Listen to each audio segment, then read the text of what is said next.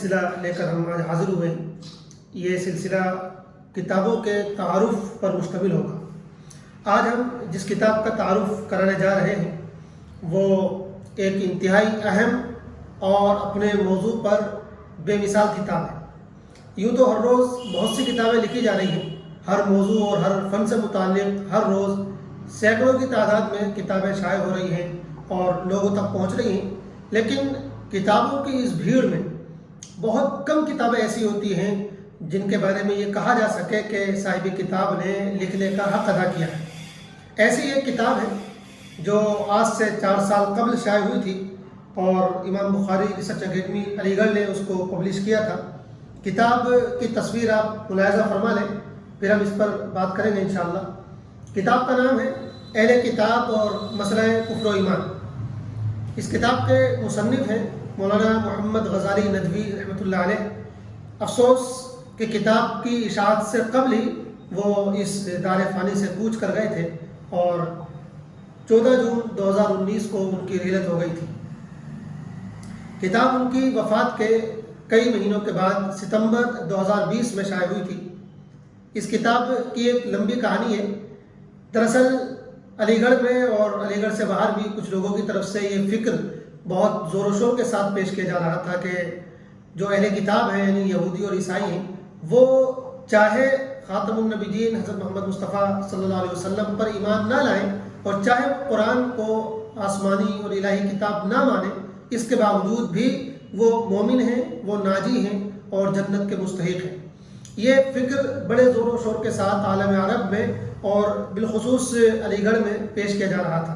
مولانا محمد غزالی ندوی رحمۃ اللہ علیہ نے اس فکر کا نوٹس لیا اور انہوں نے یہ شاندار کتاب تیار کی۔ اس کتاب کو تیار کرنے میں انہیں پورے 5 سال کا عرصہ لگا، پورے 5 سال کا عرصہ، اور اس کتاب کا حلیہ کئی مرتبہ انہوں نے تبدیل کیا۔ مطلب اس کا جو پہلا مسودہ ہے، اگر کوئی وہ دیکھ لے اور یہ کتاب جس شکل میں تیار شدہ ہے اس کو دیکھ لے تو وہ یقینی نہیں کرے گا کہ یہ وہی کتاب ہے۔ حتیٰ کہ جب یہ کتاب تیار ہو گئی تھی تو اس پر مقدمہ مصنف کتاب نے لکھوایا تھا مولانا یحییٰ نعمانی دامت برکاتہم سے، تو ان کا جو مقدمہ ہے وہ کتاب کے مسودے کا مقدمہ تھا۔ انہوں نے اس مسودے کو دیکھ کر اس کو سامنے رکھ کے مقدمہ لکھا تھا، لیکن جب کتاب ان کی وفات کے بعد اس حلیے میں سامنے آئی ہے جن میں زیادہ تر کتاب مصنف کتاب خود کر چکے تھے، تو مطلب مولانا یحییٰ نعمانی بھی اگر اس کتاب کو دیکھیں گے تو وہ کہیں گے بھائی میں نے مقدمہ تو دوسری کتاب پر لکھا تھا اور یہ تو بالکل ہی ایک نیا حلیہ اور ایک نئی کتاب ہے۔ تو مطلب یہ ہے کہ انہوں نے بہت محنت کی اس کتاب کو تیار کرنے میں، اور میں عرض کرتا ہوں کہ ایک زمانے میں دارالمصنفین کی کتابوں کا جو معیار تھا وہ ہم کہہ سکتے ہیں کہ اسی کے قریب کا معیار اس کتاب میں برقرار رکھا گیا ہے، اور یہی اس مصنف کی اور کتاب کی خوبی ہے اور کامیابی ہے۔ کتاب کیا ہے اصل تو پڑھنے سے معلوم ہوگا، کتاب میں کیا ہے، کتنی محنت کی گئی ہے۔ جو اہل علم ہیں وہ مطالعہ کریں گے تو ان کو صحیح اس کی قدر و قیمت کا اندازہ ہوگا، لیکن فی الوقت سر دست 2-4 باتیں ہم آپ کی خدمت میں رکھنا چاہتے ہیں۔ یہ جو کتاب ہے یہ کتاب تقریباً 516 صفحات پر مشتمل ہے، یعنی اس میں 50 صفحے کے قریب حواشی وغیرہ ہیں، اور اصل کتاب جو ہے وہ 470 کے قریب کی ہے، یعنی ضخیم کتاب ہے۔ اور اس کتاب میں ٹوٹل 9 فصلیں ہیں، تو ایک سرسری نظر ڈالتے ہیں ان فصلوں پر۔ پہلی جو فصل ہے اس میں مصنف نے موضوع کا تعارف کرایا ہے اور اس کی اہمیت بیان کی، اور اس میں جو مصنف کا جو قلم ہے وہ مطلب جوہر بکھیرتے ہوئے آپ کو نظر آتا ہے، اور بہترین علمی اسلوب میں، تحقیقی اسلوب میں آپ کو خامہ فرسائی کرتے ہوئے نظر آتا ہے۔ اور یعنی اس پہلی فصل میں موضوع کا جو تعارف کرایا گیا ہے اس کو آپ پڑھیں گے تو آپ کو کہیں لگے گا شاید مصنف شبلی کے اسلوب میں لکھ رہے ہیں، یا شبلی کے اور سلیمان ندوی رحمۃ اللہ علیہ کے اسلوب کی جھلک محسوس ہوتی ہے۔ دوسری جو فصل ہے اس میں مصنف نے اہل کتاب کے کفر کے اسباب کا جائزہ لیا ہے، یعنی مصنف نے یہ بتایا ہے کہ صرف اہل کتاب کے کافر ہونے کی وجہ یہی نہیں ہے کہ وہ قرآن کو نہیں مانتے ہیں، خاتم النبیین کو نہیں مانتے ہیں، بلکہ اس کے علاوہ ان کے کفر کی اور بھی بہت سی وجوہات ہیں۔ چنانچہ انہوں نے خاص طور سے عیسائیوں کے جو شرک عقائد ہیں ان سے بحث کی ہے، اور اسی طرح یہودیوں نے انبیاء علیہ السلام پر جو الزامات لگائے ہیں ان کی روشنی میں بحث کرتے ہوئے سمجھایا ہے کہ وہ اپنے ان عقائد اور نظریات کی وجہ سے بھی یعنی مسلمان کہلانے کے لائق نہیں ہیں۔ तीसरी फसल में मौजूदा अहले किताब के कुफ्र के दलाइल, उनके कुफ्र के क्या दलाइल हैं। तो मुसन्निफ ने कुरान से 38 आयतें पेश की हैं और इसी तरह 10 अहादीस उन्होंने पेश की है। तो कुरान और हदीस से उन्होंने साबित किया कि अहले किताब किसी भी तरह मुसलमान नहीं हो सकते हैं। चौथी फसल में उन्होंने अहले किताब के बारे में उलमा उम्मत के अक़वाल पेश किए, 1 दर्जन से ज़ायद उलमा मुहद्दिसीन मुफस्सिरीन के अक़वाल पेश किए हैं और इसमें इस बात का ख्याल रखा कि हर दौर के नुमाइंदा उलमा के अक़वाल आ जाए। तो आपको ये चीज़ मिलेगी कि गोया कि हर दौर के उलमा ने मुत्तफ़क़ा तौर पर अहले किताब के कुफ्र का फ़ैसला किया है और इसी के मुताबिक फतवा दिया है। 5वीं फसल में मौजूदा अहले किताब को मोमिन कहने वालों पर एक नज़र के उन्वान से उन्होंने गुफ्तगू की है। यानी मुसलमानों में कुछ ऐसे लोग गुजरे हैं, ख़ास तौर से जो गाली सूफिया थे या बातनी लोग थे, जिन्होंने अपने दौर में अहले किताब को मुसलमान कहने की कोशिश की थी और फिर करीब के दौर में भी बाज़ हज़रात ने, ख़ास तौर से जो मुतजद्दिदीन कहलाते हैं, उन्होंने इस सिलसिले में अपने गलत नज़रियात का इजहार किया था। तो इस पर उन्होंने गुफ्तगू की है।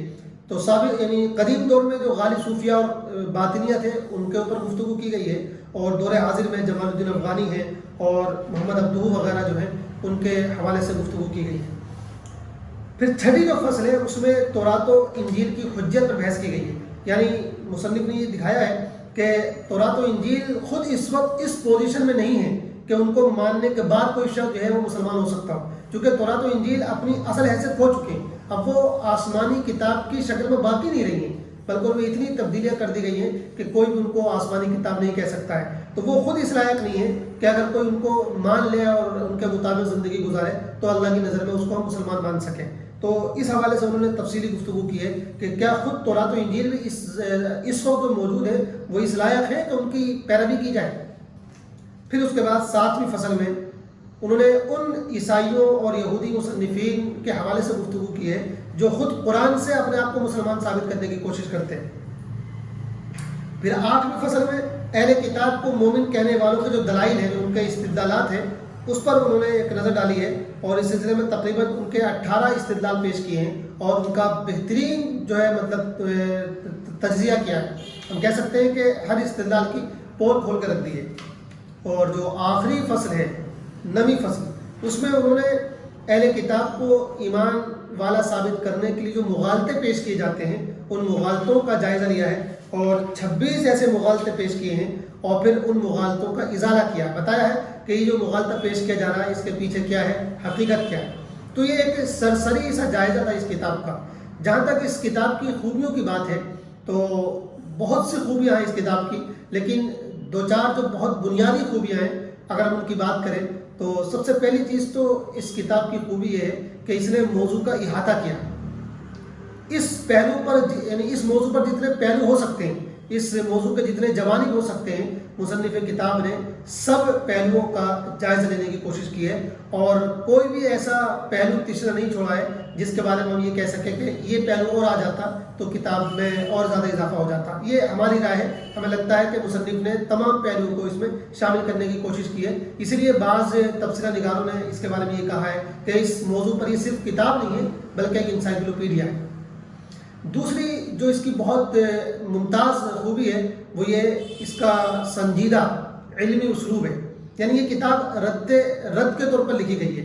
ये किताब इस गलत फ़िक्र के कायलीन के रद्द में, उनके जवाब में लिखी गई है जिनकी नुमाइंदगी ख़ास तौर से मिस्टर राशिद साद साहब और इस तरह के लोग करते हैं। लेकिन किताब की खूबी है कि एक जगह भी मुसन्निफ ने कोई नाज़ेबा जुमला इस्तेमाल नहीं किया।